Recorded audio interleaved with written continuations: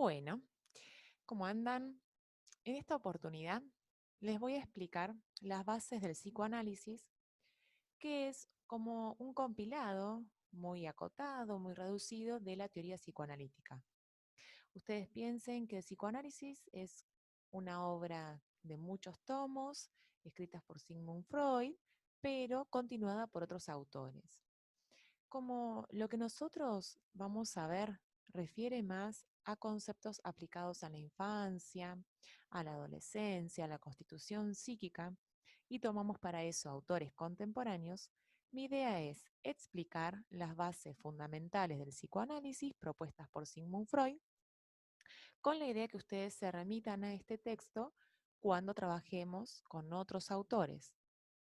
Por lo tanto, para este material no les voy a pedir ninguna actividad específica, sino simplemente tratar de ir llevando y comprendiendo lo que propone el psicoanálisis. Bien,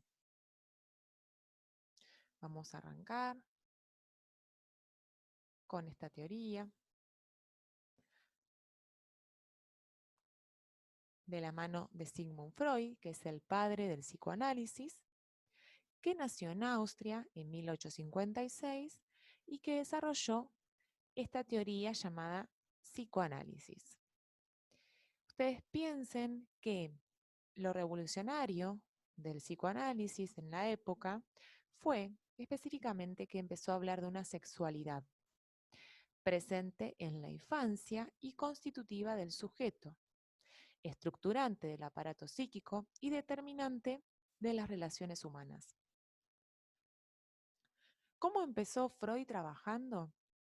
Él recibía pacientes, mujeres generalmente, que hablaban de sus problemas, de sus conflictos, y a partir de ahí empezó a observar que poniendo en palabras lo que padecían y de alguna manera interpretando el síntoma como parte de su padecimiento y entendiendo a través del lenguaje lo que para ellas pasaba en relación al conflicto, empezó a desenmarañar el síntoma y desde ahí la cura analítica. Si bien él empezó trabajando con las pacientes histéricas, que fue como un gran descubrimiento de una estructura, ¿sí? La histeria como una estructura, no la histeria popularmente o comúnmente utilizada, ¿sí? Como llamamos una persona histérica, sino la histeria como una estructura psíquica, ¿sí? Una estructura clínica que él encontraba en estas pacientes como base de su padecimiento y de su sufrimiento, básicamente. Advirtió que durante el tratamiento aparecían ciertos recuerdos que el paciente había olvidado. Esos recuerdos tenían algo oculto o algún motivo por el cual habían sido censurados de su mente. Es decir, que la mente oculta ciertos recuerdos, pensamientos o sentimientos que el sujeto considera por algún motivo inaceptable. Entonces, podemos pensar que para el psicoanálisis la importancia está en entrar al inconsciente del sujeto, lograr entender el síntoma como una manifestación del inconsciente. A partir de acá es que Freud empieza a hablar de represión como un método a través del cual el material se entierra en el inconsciente y la persona pierde todo tipo de conciencia sobre ellos. Es decir, que eso que resulta inaceptable por algún motivo se reprime, se oculta, se olvida, se entierra en el inconsciente. Por ejemplo, los lapsus, los actos fallidos, los chistes, los sueños, inclusive como decíamos recién, los síntomas, son formas que tiene el inconsciente de manifestarse. Como no lo puede hacer de forma completamente abierta, porque ahora vamos a ver que hay ciertas censuras que impiden que ese material reprimido aparezca en la conciencia, se manifiesta de otra forma. Por ejemplo, cuando nos confundimos de nombre, al nombrar a alguien lo llamamos de otra manera. Cuando hacemos o llevamos adelante algún acto sin pensarlo, cuando hacemos algún chiste y a través de una cuestión graciosa dejamos ver algún tipo de verdad inconsciente, o en el sueño que aparecen de forma muy disfrazada, ¿sí? Contenidos del inconsciente y el síntoma psicológico, ¿no? Entonces, nosotros vamos a ver dos niveles del aparato psíquico o dos tópicas trabajadas por Sigmund Freud, ya que el psicoanálisis concibe que el aparato psíquico está formado por un nivel topográfico y por otro nivel que va a ser dinámico. Y ahora vamos a ver por qué estos dos niveles. La importancia reside en el hecho de que para el psicoanálisis hay un aparato psíquico y en el hecho de que para el psicoanálisis existe un inconsciente. En el nivel topográfico vamos a estar hablando de un nivel consciente, un nivel preconsciente y un nivel inconsciente. Y en el nivel dinámico vamos a hablar de que existe un ello, un yo y un super yo. En la topografía del aparato psíquico, como cuando hablamos de topografía, sí vamos a hablar como de tres regiones presentes en el aparato psíquico, que si bien a modo gráfico se la muestra como tres regiones separadas, están en contacto todo el tiempo. El aparato psíquico es dinámico. Esto es algo que utiliza Freud como para explicarlo, pero él dice que estas regiones están conectadas, están en interacción constantemente. Este gráfico nos va a ir guiando durante este primer nivel topográfico. Cuando hablamos de un mundo exterior, ¿sí? Del cual recibimos estímulos, situaciones, conflictos, vivimos situaciones, escuchamos cosas, vemos cosas.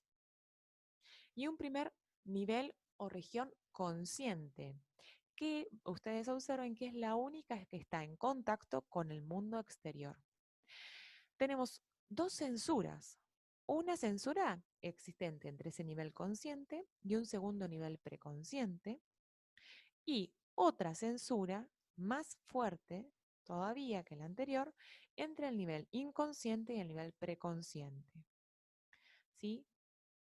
Cuando hablamos de una primer censura es si pensamos en el inconsciente como el nivel más profundo de la conciencia, que para atravesar el material que está en el inconsciente y salir hacia la conciencia, ustedes observen que tienen que atravesar una y dos censuras. ¿Por qué? Porque esto está muy resguardado por la represión. Recuerden que hablábamos que el contenido que para el sujeto por algún motivo lo considera peligroso tenerlo en la conciencia, queda reprimido en el inconsciente. Vamos a empezar por el sistema consciente, que es este que veíamos recién, que está en contacto con el mundo exterior. Es la parte de la mente en la que se tiene conciencia de lo percibido desde ese mundo exterior. O también conciencia de lo percibido desde el propio cuerpo, desde la mente del sujeto, ¿sí? Digamos, puede ser la propiocepción, la, la percepción de nuestras sensaciones, de nuestros pensamientos, de nuestros sentimientos, o lo que percibimos del mundo exterior, lo que observamos, lo que vivimos, etc. Esa parte de la mente es la conciencia. Y es un fenómeno subjetivo, ¿sí? Porque se comunica mediante el lenguaje o mediante el comportamiento del sujeto, ¿sí? Digamos que el sistema consciente tiene conexión con el lenguaje porque ponemos en palabras lo que estamos pensando, lo que estamos sintiendo, el porqué de nuestros comportamientos, etc.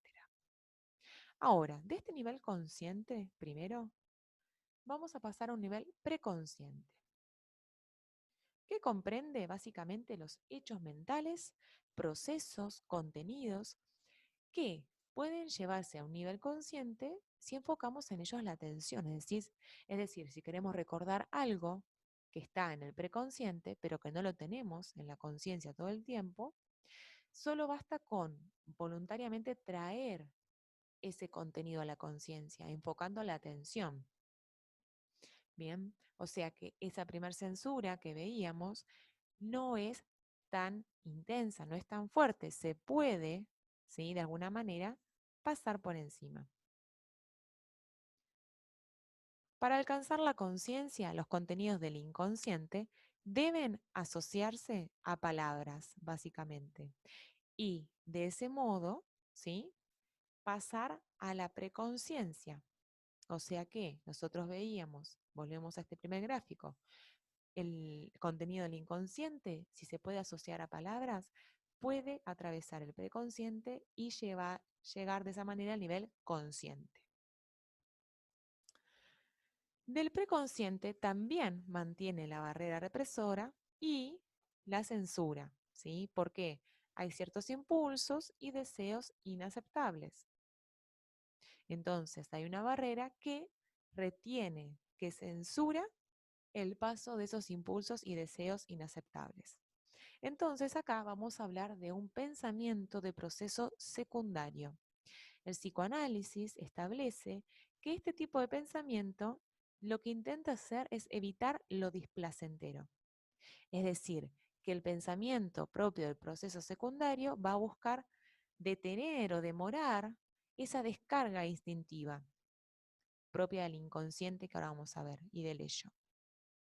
Y el objetivo es ajustar la energía mental a las demandas de la realidad externa, por un lado, y por otro lado, a los preceptos morales del sujeto, es decir, que va a estar tratando todo el tiempo de ajustarse entre lo que demanda la realidad externa y lo que internamente el sujeto establece entre lo que debería ser y lo que no debería ser.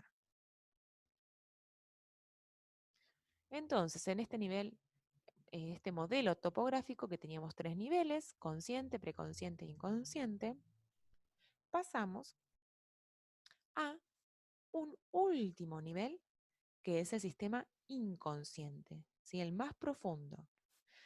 Es de carácter dinámico, es decir, que constantemente está en movimiento, recibiendo información, ejerciendo censuras y poniendo en marcha el proceso de represión o fuerza de censura para mantener alejados de la conciencia ciertos contenidos mentales y ciertos procesos del inconsciente que, de tenerlos en la conciencia, serían perjudicables por algún motivo para el sujeto.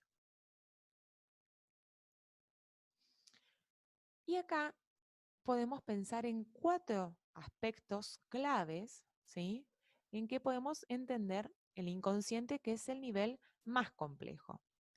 Uno tiene que ver con que el inconsciente está muy ligado al impulso instintivo. Freud habla de 2 instintos, el instinto de autoconservación, ¿sí?, cuando hablamos de, por ejemplo, la autoprotección, ¿sí?, el instinto de sobrevivir, ¿sí?, de querer crecer, de querer salir adelante, de querer eh, desafiarse a uno mismo, por ejemplo, y el instinto sexual, ¿sí?, que tiene que ver con los impulsos que existen en el sujeto que de alguna manera generan energía o líbido, que es un término psicoanalítico, y esa energía es la que se pone en marcha en el proceso del aparato psíquico. Un segundo aspecto clave para entender el inconsciente es que el contenido inconsciente se limita a los deseos que buscan satisfacción. Es decir, que en el inconsciente encontramos todo el tiempo deseos, impulsos que tratan de ser satisfechos, que buscan una descarga, ¿sí? Estos deseos, va a decir Freud, suelen ser el origen de los sueños y la formación de los síntomas. Un tercer aspecto clave es que el sistema inconsciente se caracteriza por el pensamiento en proceso primario. Hoy veíamos a un sistema preconsciente con un proceso de pensamiento secundario. Bueno, en el inconsciente no está ese proceso presente. Sí está el pensamiento en proceso primario, que tiene características muy distintas. La satisfacción de los deseos y la descarga de los impulsos es la misión fundamental de este proceso primario. Por eso es que el inconsciente busca la satisfacción, ¿sí? Busca esos deseos que han sido reprimidos, necesita un tipo de descarga o de canalización. Este proceso está gobernado por el llamado principio de placer. ¿Qué hace el principio de placer? Es un principio que guía la satisfacción. Busca, como la palabra dice, el placer, ¿sí? Representa los deseos como las satisfacciones, ¿sí? Permite la existencia simultánea de ideas contradictorias y va a negar también la existencia de las negativas. Digamos que se rige por la idea de placer básicamente y de satisfacción. Entonces, llegamos al cuarto aspecto clave para entender al inconsciente.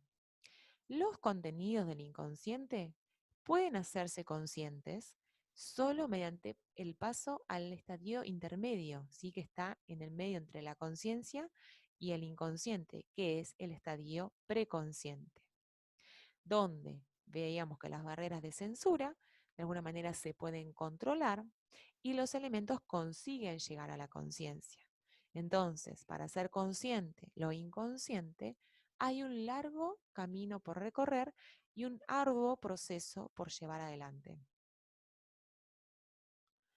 A modo de resumen de estos tres niveles del aparato psíquico, esta primera tópica o nivel topográfico, el nivel inconsciente, el más profundo, el nivel preconsciente intermedio y el nivel consciente, que es el que está en contacto con el mundo exterior.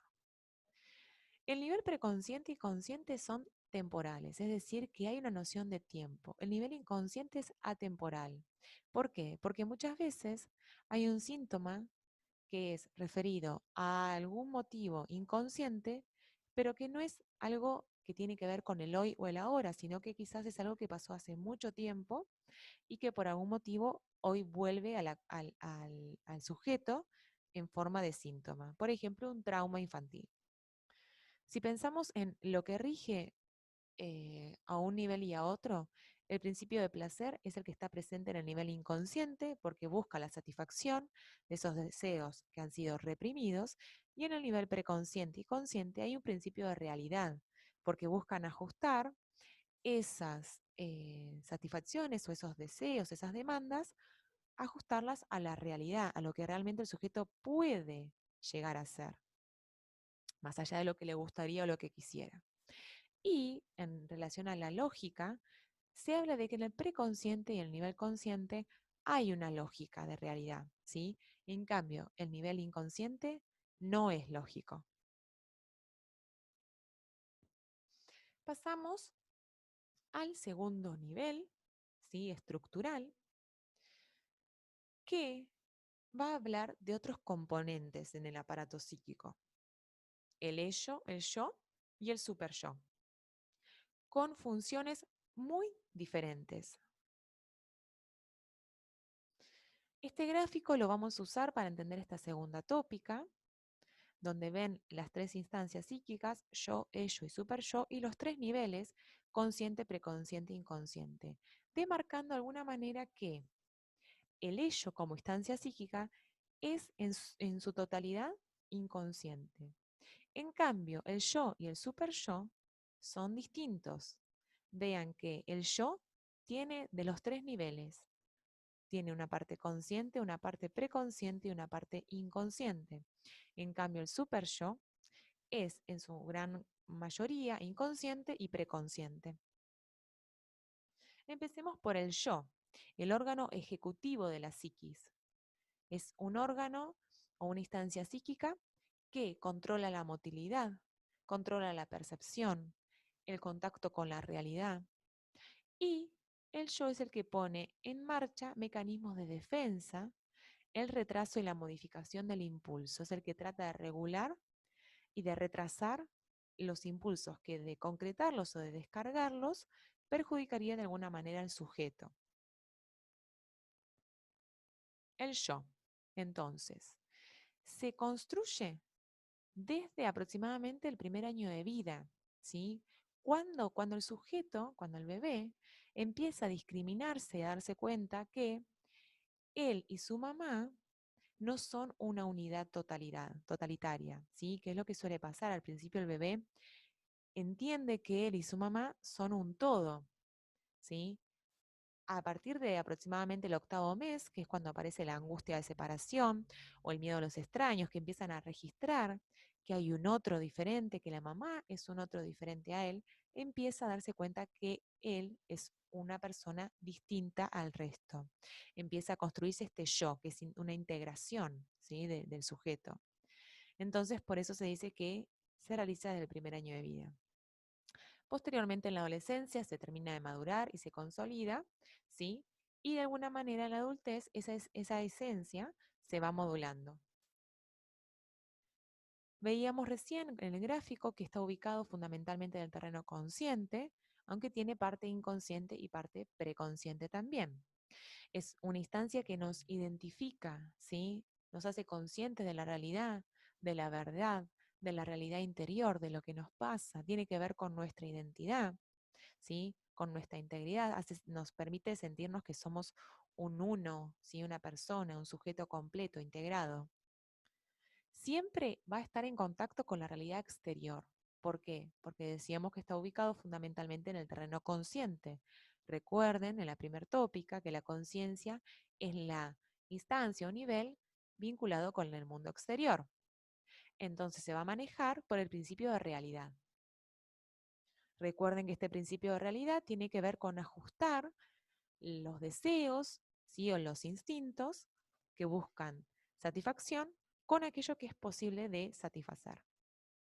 Y vamos a ver que el yo tiene muchas funciones, entre ellas el control y la regulación de los impulsos instintivos, ¿sí? Esto de posponer la descarga del impulso, ¿sí?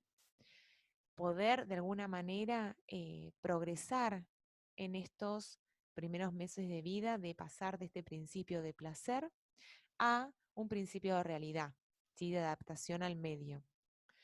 Por eso se habla de que el yo es el abogado entre el ello y el super yo, porque el yo busca mediar entre la búsqueda de el ello de satisfacer los deseos reprimidos y el mundo exterior, que se impone de una manera que algunas cosas permite y otras no.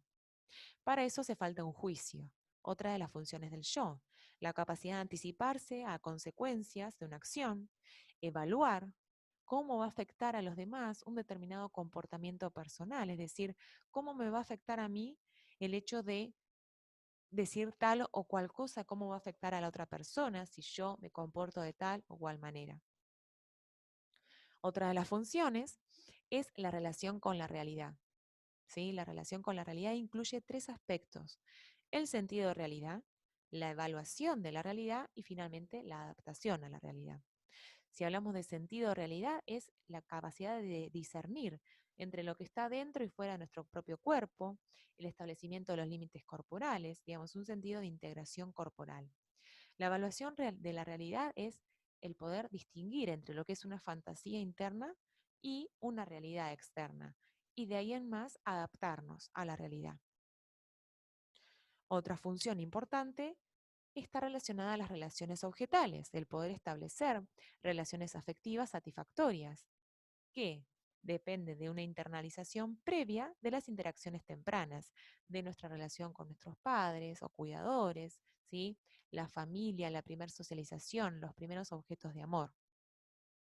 La función sintética del yo es esto que yo les decía, la posibilidad de integrar distintos elementos en una idea conjunta, es decir, el bebé al principio ve todo separado, después lo empieza a integrar, a darse cuenta de que tiene dos manos, si tiene dos piernas, tiene dos pies, digamos que la cabeza está ligada al cuerpo, darle una integridad, empezar a entenderse como un todo, con sí mismo y con los demás.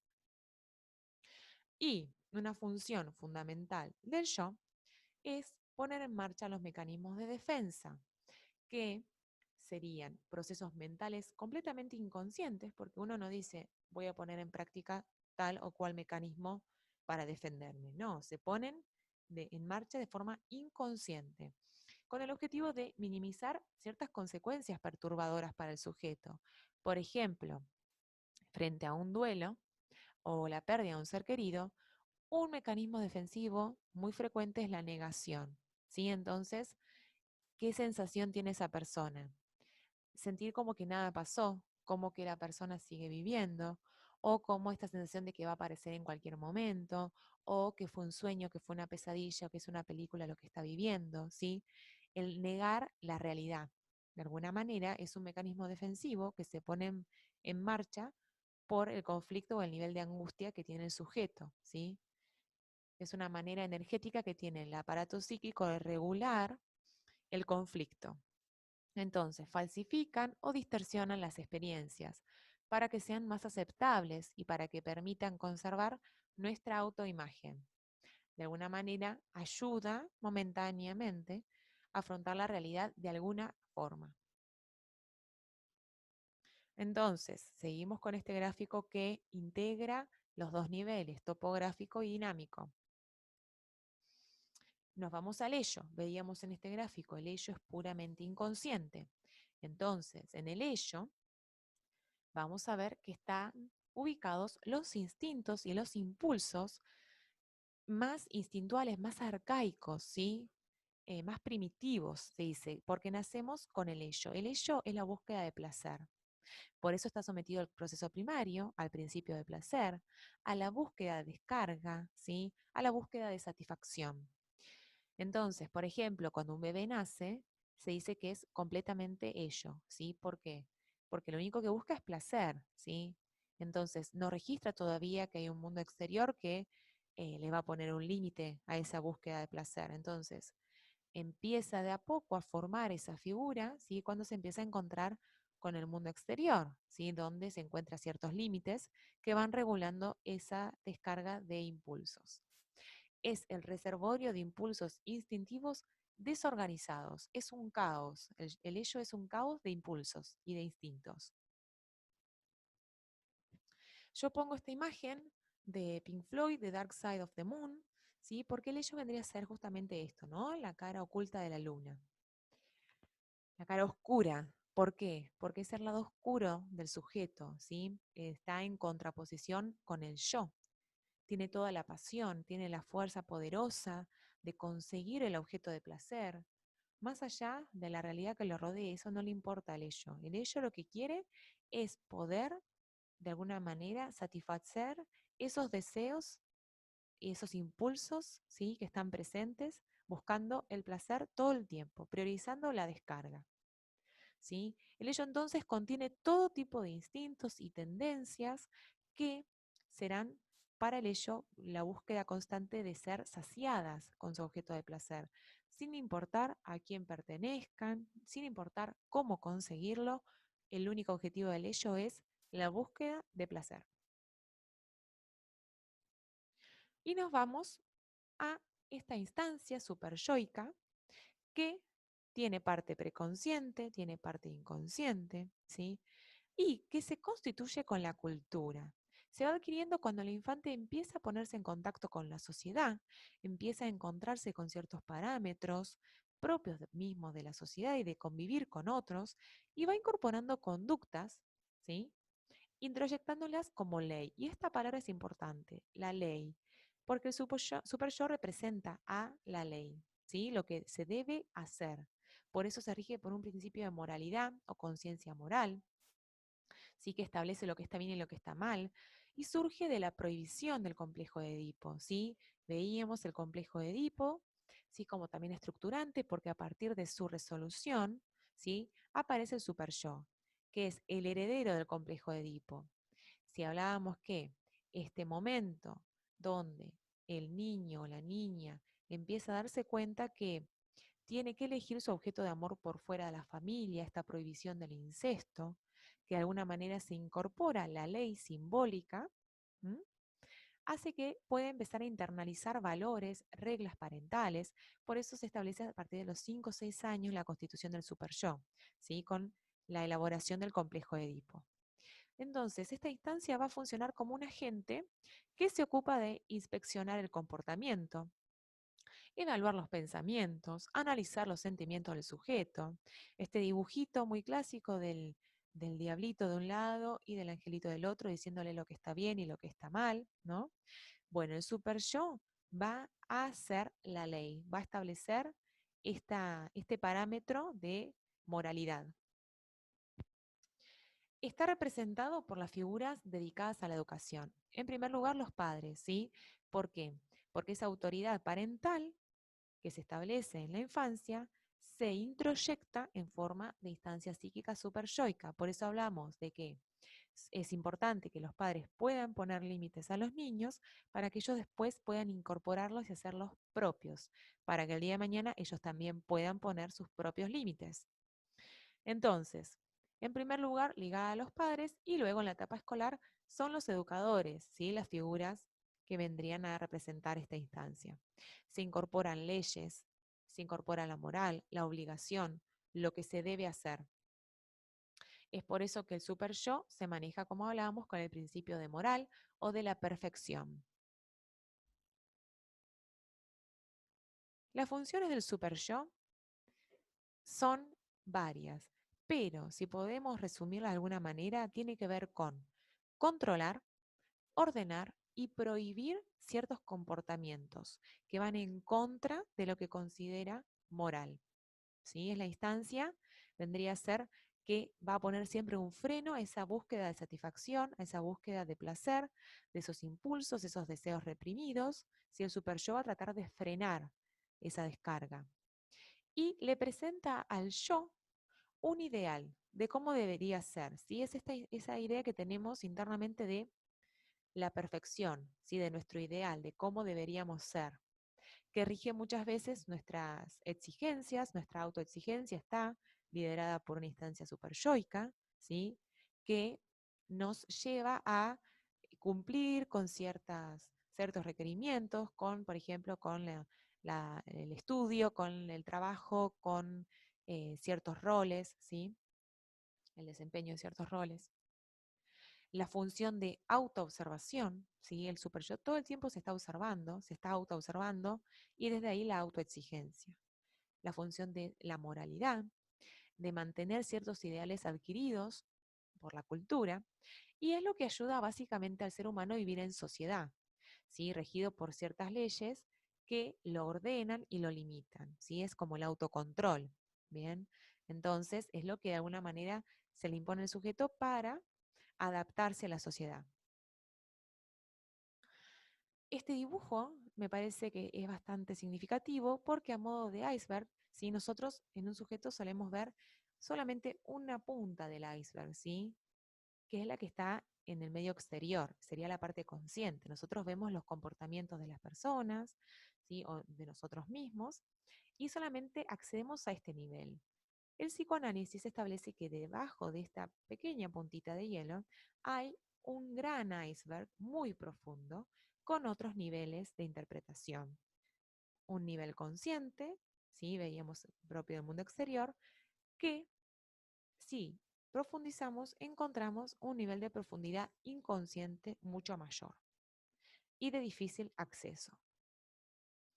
Este es el gráfico que van a ver en el texto de bases fundamentales del psicoanálisis, porque es el gráfico que diagramó Freud, ¿sí? En donde, a modo parecido a lo que recién les estaba mostrando, tenemos un nivel de conciencia, la P es de percepción, la doble C significa nivel consciente, que está en contacto con el mundo exterior.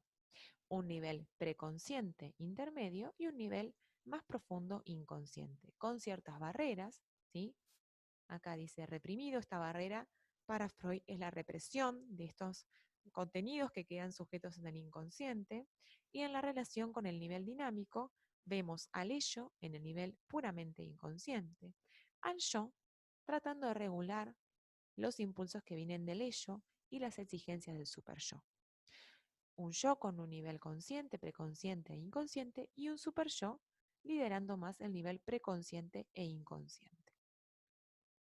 Entonces, a modo de resumen, este nivel dinámico, vamos a ver un ello regido por un principio de placer, con un proceso primario de búsqueda de satisfacción y con un nivel inconsciente puramente.